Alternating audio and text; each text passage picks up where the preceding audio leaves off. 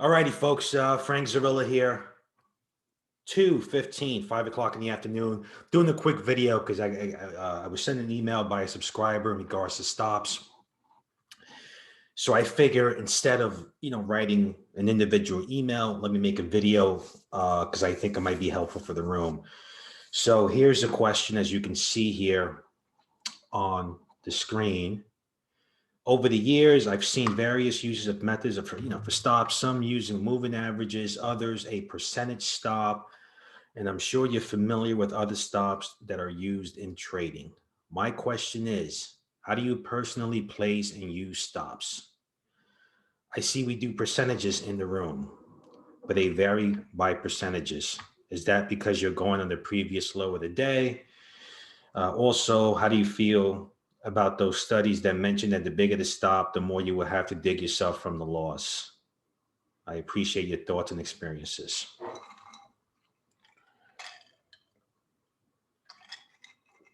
Right. So you have different stops uh, based on a fixed percentage.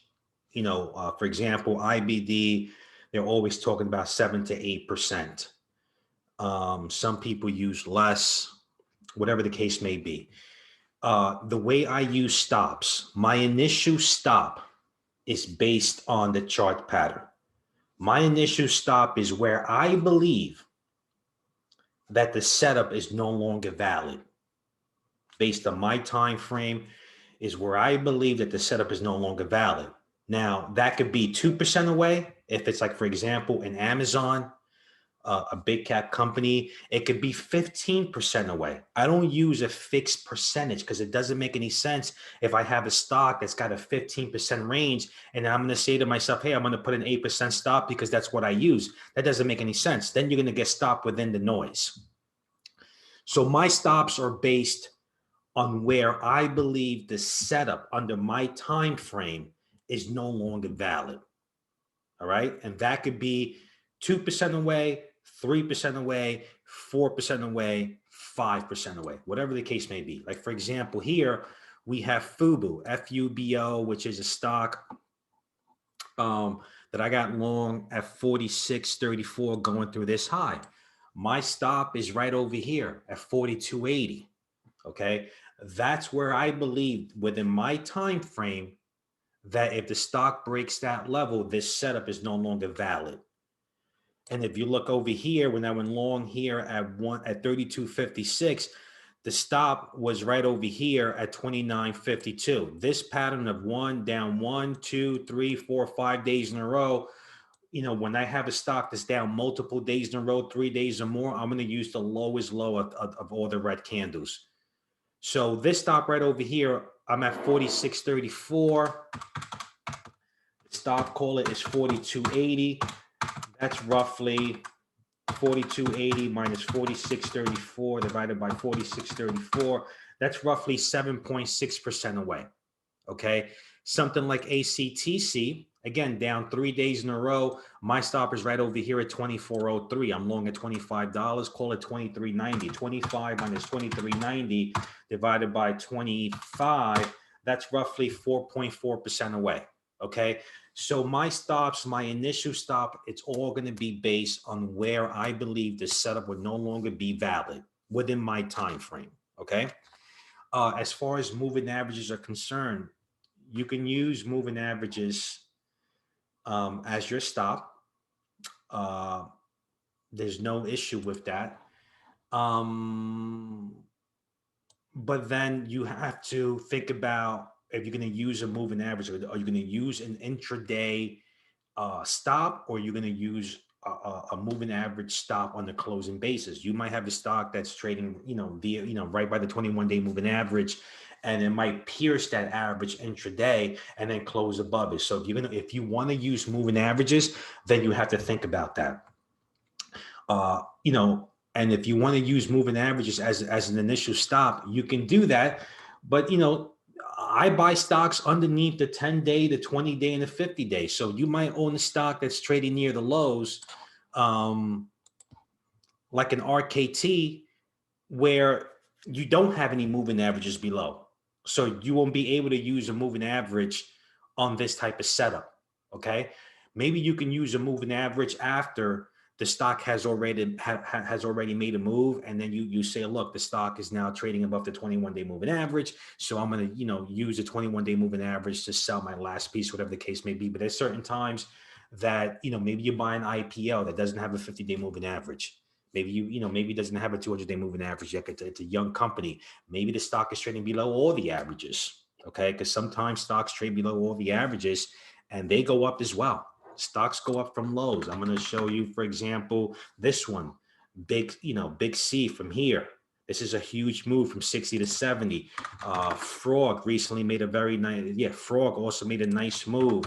API here that we bought, or even here, was a very good setup, down 1, 2, 3, 4, 5 days in a row. It would have triggered through here. It's below all the moving averages. So I don't, as an initial stop, my initial stop is based on where I believe within my time frame that the setup is no longer valid. Okay. After your initial stop, then it becomes of what you're looking to accomplish with your stops. Okay. Because it changes. You can go from, putting your stops at a level where it's gonna, at a level where if it gets to that level, it invalidates the setup. But then afterwards, you might raise your stop, just based because you want to lock in a certain percentage. So that's no longer a stop based on the chart. It becomes a stop based on what you're looking to accomplish. Maybe you're looking to accomplish, where you have a stock go up 20%, and you're going to put a stop on the rest of your shares at plus 10%, because that's the least you want to take on this trade.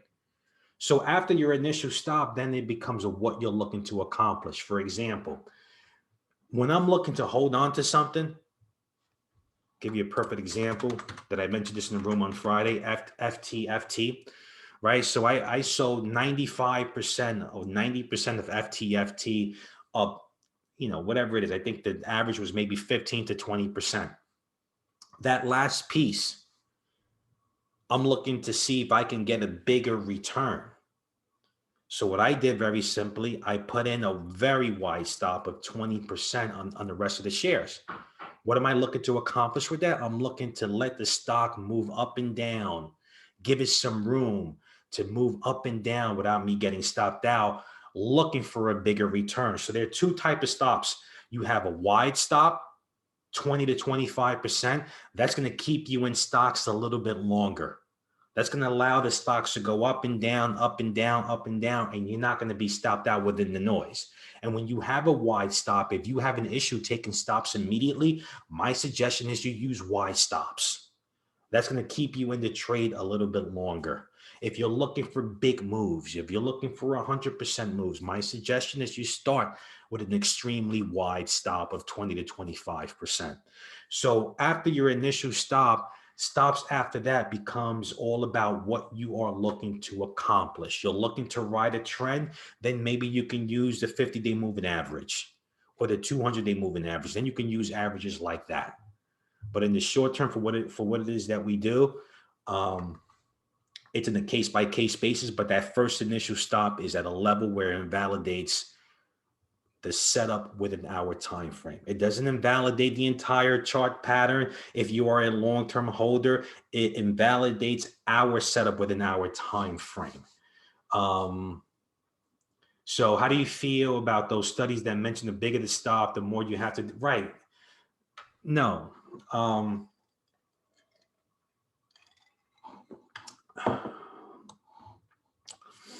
The bigger the stop, the more you have to dig. Right, look, listen. Percentage-wise, right? If you risk a certain amount per trade, let's say if you have a $100,000 account, and you're risking 1% per trade, that means you're risking $1,000 per trade. Whether that stop is 2% away or 25%, the risk is still the same, $1,000. So you can, think about it that way.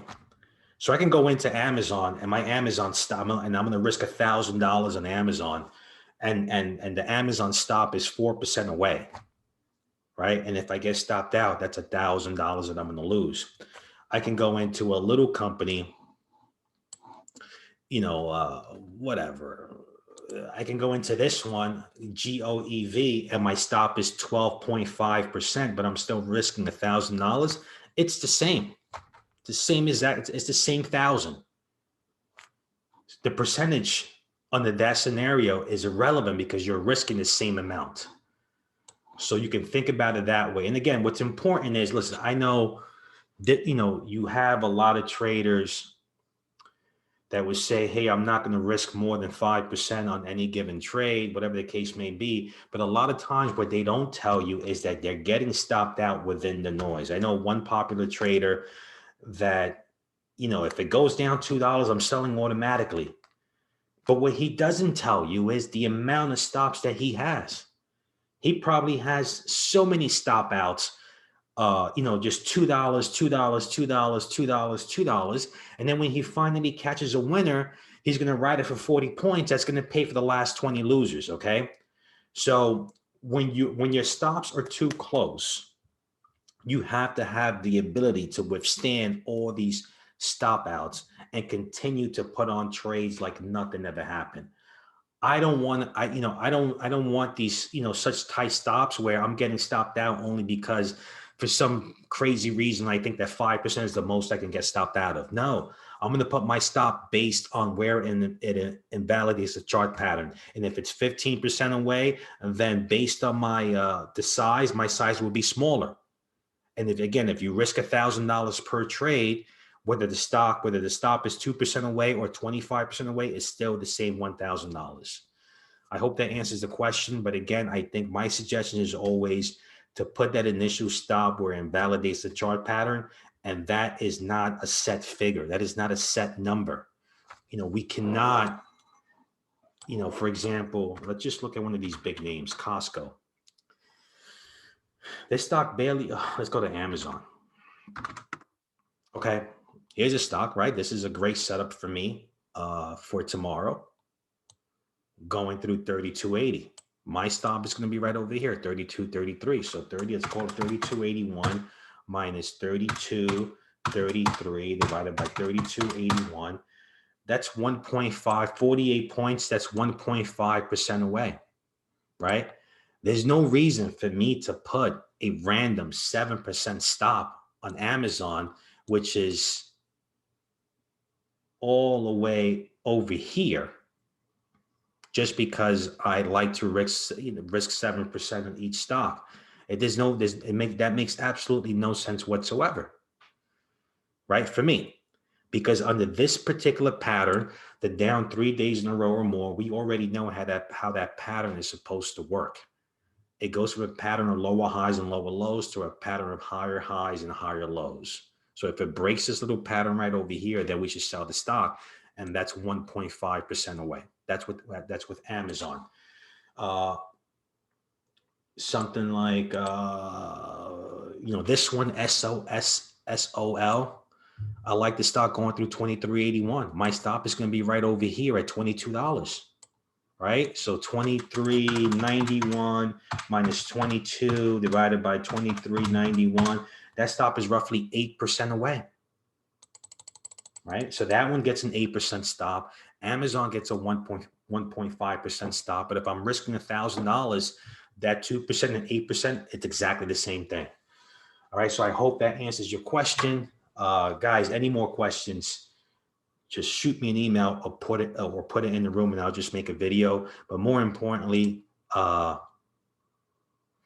listen, I talk to a lot of guys about stocks. There's a lot of new people involved in stocks nowadays. I mean, everyone is buying stocks. Everyone is a trader now. And someone just sent me over an app, Discord, right? And they said, hey, take a look at this group. They're coming out with these recommendations. So I said, all right, no problem. So I go through the group and I'm seeing what they're writing about stocks. Some of it makes sense. Some of it makes absolutely no sense whatsoever. There's a guy talking about short interest. XYZ stock is going to be squeezed because the short interest is 8%, right? 8% is not a lot. But more importantly, that one stock he's talking about has an 8% short interest ratio, but based on the average daily volume of the stock, it takes 0.37 days to cover that short. It takes less than half a day to cover the entire short position, which means that you can't squeeze this stock because it has a lot of volume. So after reading through this, whatever Discord, whatever group, the more I go back and think about these videos, what we have here is a setup that doesn't rely on stories. It's just a setup, and that setup is based on the way the market trades, right? And it's a setup that we can clearly see every single year, because these videos over here were from 2016. These first three videos, or 2017. These most recent videos, the top 400 A+ setups, and all of these over here, these are recent videos of this of the last 6 to 8 months, and it's the same exact pattern that is still working. So my suggestion is you watch these videos, you take a look at the chart patterns that I'm putting up there, you study them, because we have a pattern and a setup that replicates and repeats itself thousands of times throughout the year. And that's exactly what you need to make money in the market. Something that you can replicate and you can do over and over and over and over again. And the more I see people writing about stocks nowadays, the more I appreciate these videos. So trade them well and be well, and I'll see you guys back in the room.